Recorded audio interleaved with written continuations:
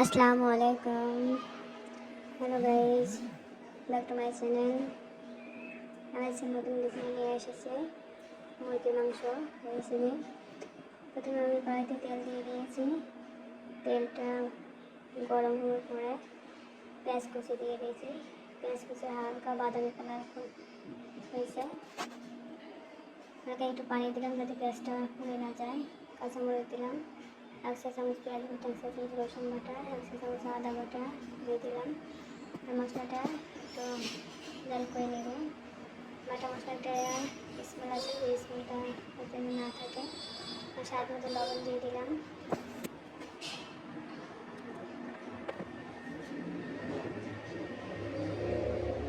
ধনিয়া গুঁড়া দিলাম 1/2 চা চামচ, 1/2 চা চামচ হলুদ গুঁড়া, 1.5 চা চামচ মরিচের গুঁড়া দিলাম।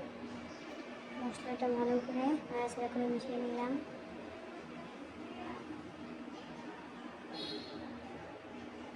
মশলাটা ভালোভাবে কষিয়ে নিতে হবে। মশলা গুঁড়া দিলাম অল্প একটু।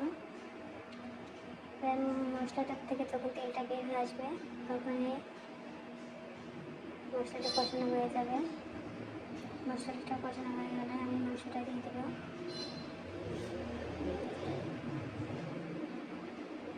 তেজপাতা দিয়ে দিলাম, গোলমরিচ দিয়ে দিয়েছি কয়েকটা,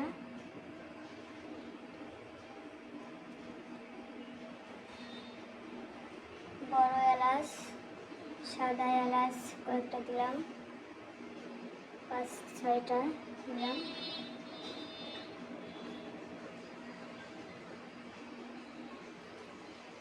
দারচিনি দিয়ে ভালো করে নাড়াচাড়া করে নেব। মশলাটা যত ভালো কষানো যাবে তরকারিটা ততই টেস্ট বেশি হবে, যে কারণে মশলাটা ভালোভাবে কষাতে হবে।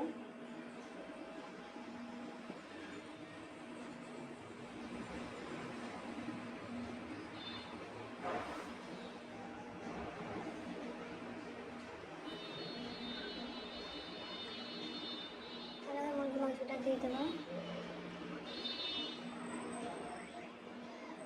দেশি মুরগির মাংসের সাথে আপনারা আলু দিলেও, অনেকে আলু খায়, অনেকে আলু পছন্দ করে না। আমি আজকে আলু দিব না, আলু ছাড়াই রান্না করব। দেখেন আমার মাংসটা প্রায় কষানো হয়ে গেছে, মাংসটা থেকে তেল বেরিয়ে এসছে। আমি এখন পানি দিয়ে দেব।